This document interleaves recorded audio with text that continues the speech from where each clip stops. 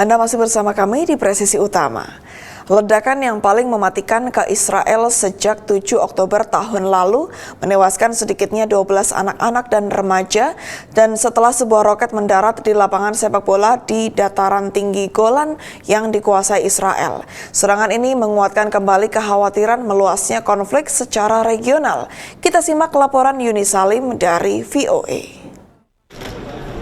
Lawatan Menteri Luar Negeri Amerika Serikat Antony Blinken ke 6 negara Asia akhirnya juga didominasi perang Israel-Hamas, dengan tewasnya belasan anak-anak dan remaja di dataran tinggi Golan akibat serangan roket. We are deeply saddened by the loss of life that we saw. There is no justification for terrorism, period. We're determined to bring the Gaza conflict to a close.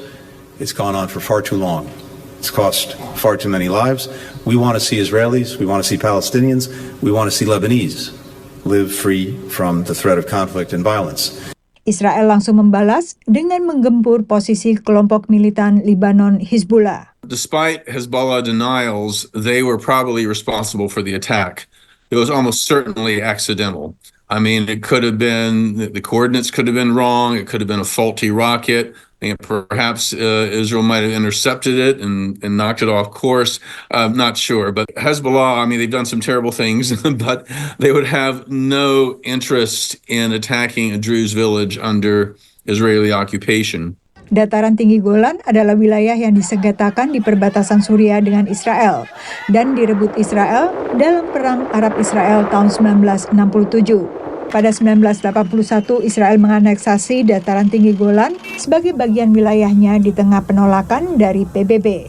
Dalam lawatannya ke Asia, Menteri Luar Negeri Blinken menekankan Amerika Serikat tetap mendukung hak Israel membela diri sambil tetap mengupayakan gencatan senjata.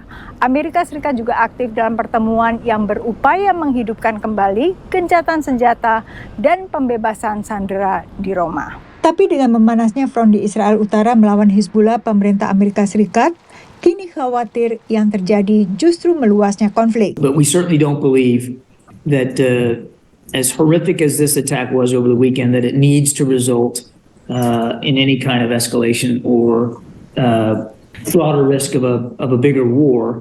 Israel has a right to defend itself. As we have said many, many times, that is no less true today than it was last week and the week before that.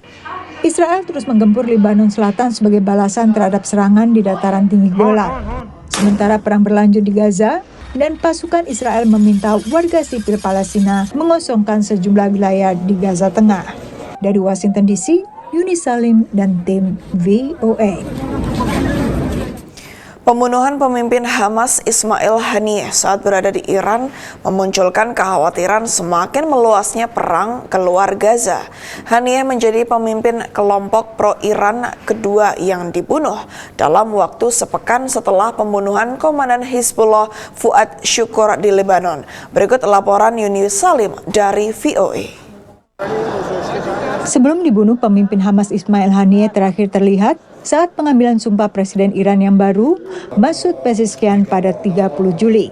Sehari kemudian, pimpinan politik kelompok militan Palestina dukungan Iran tersebut tewas akibat serangan udara. Kepada channel News Asia di Singapura, Menteri Luar Negeri Amerika Serikat Antony Blinken mengatakan, pemerintah Amerika Serikat tak mengetahui ataupun terlibat pembunuhan Haniyeh. Dalam jumpa pers terpisah, Blinken menekankan prioritas Amerika tetap untuk mengupayakan akhir konflik. Well, of course, I've seen the reports, and all I can tell you right now is, I think nothing takes away from the importance of, as I said a moment ago, getting to the ceasefire, which is manifestly in the interests of the hostages and bringing them home. Tak ada klaim bertanggung jawab atas pembunuhan ini, tapi para pemimpin Hamas telah menjadi sasaran serangan Israel menyusul serangan terhadap Israel Selatan pada 7 Oktober yang memicu perang di Gaza.